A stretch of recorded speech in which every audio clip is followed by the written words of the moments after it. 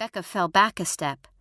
The heat of Jen's anger was far stronger than the smoke of Derek's whispers. Derek's grip on her tightened. He said, "Seth brought her. It's cool, Jen." Jen's eyes widened. She hooted, "Seth Darrow? Wow, you're a deep one, huh?"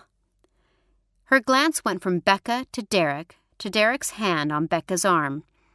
Then she seemed to catch sight of the bag from the Star Store that Becca was holding, the bag with the pumpkins and the Doritos inside. She said with a smirk, "So what's that then? Your lunch or your score?" Becca said in a stumble of words, well, there's pumpkins."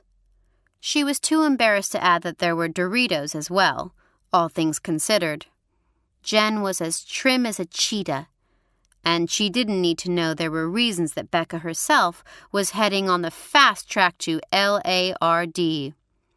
She added stupidly, "I got them for Debbie's kids." Jen rolled her eyes. She'd called for Derek. When she reached the dog, he began to take off, but this time he didn't continue to climb. He also didn't stay on the trail. Rather, he began to crash down a slope. As he did so, Becca saw what he'd been snuffling on the trail. It was the very distinct print of a shoe with a strange-looking sole. Right next to this was a huckleberry bush with broken branches. Below this bush was the sign of impact. Becca didn't want to look. She certainly didn't want to know. But then she heard the whining of the yellow lab, and she knew that something was wrong at the base of the steep slope. It was a boy.